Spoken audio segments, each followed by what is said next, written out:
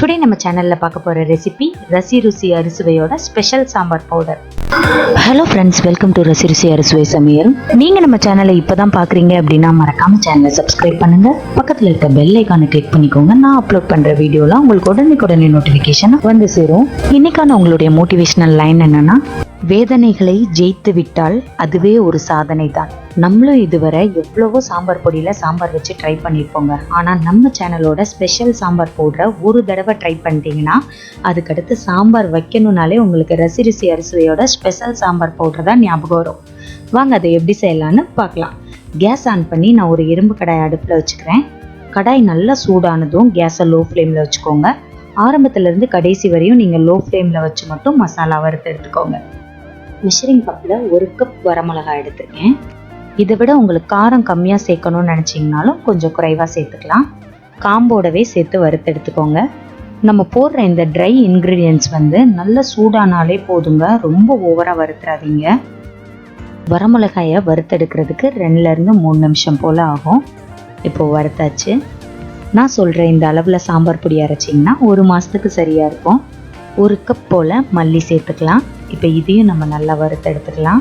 உங்கள் கையாலேயே சாம்பார் பொடி பண்ணி அதை சாம்பார் வச்சு பாருங்கள், சூப்பராக இருக்குங்க.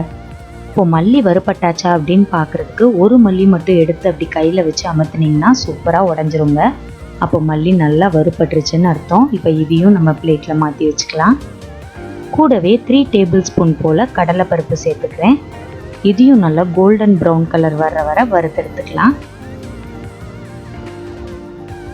1/4 கப் சோம்பு, 1/4 கப் சீரகம், 1/4 கப் போல் மிளகு, இது எல்லாத்தையுமே சேர்த்து நல்லா ரோஸ்ட் பண்ணிக்கோங்க.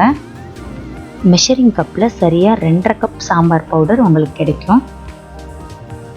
3 போல் விரல் மஞ்சள் எடுத்திருக்கேன். இப்போ இதை அம்மியில் வச்சு நல்லா தட்டி எடுத்துக்கலாம். உங்களுக்கு விரல் மஞ்சள் இல்லை அப்படின்னாலும் நீங்கள் நார்மல் மஞ்சள் பொடியை 2 டேபிள் ஸ்பூன் சேர்த்துக்கோங்க.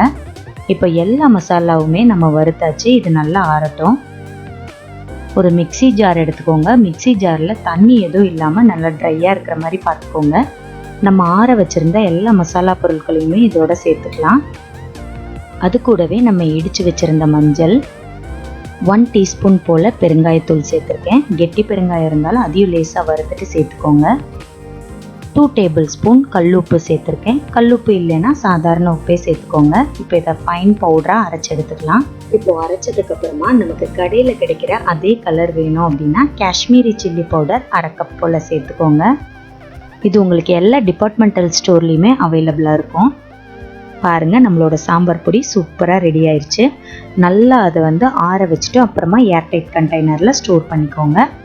ஸ்பெஷல் சாம்பார் பவுடர் சூப்பராக ரெடி ஆயிடுச்சுங்க. கண்டிப்பாக நீங்களும் உங்கள் வீட்டில் இந்த ரெசிபியை ட்ரை பண்ணி பார்த்துட்டு மறக்காமல் உங்களோட கமெண்ட்ஸ் என்னன்றதை எனக்கு பதிவு பண்ணுங்கள்.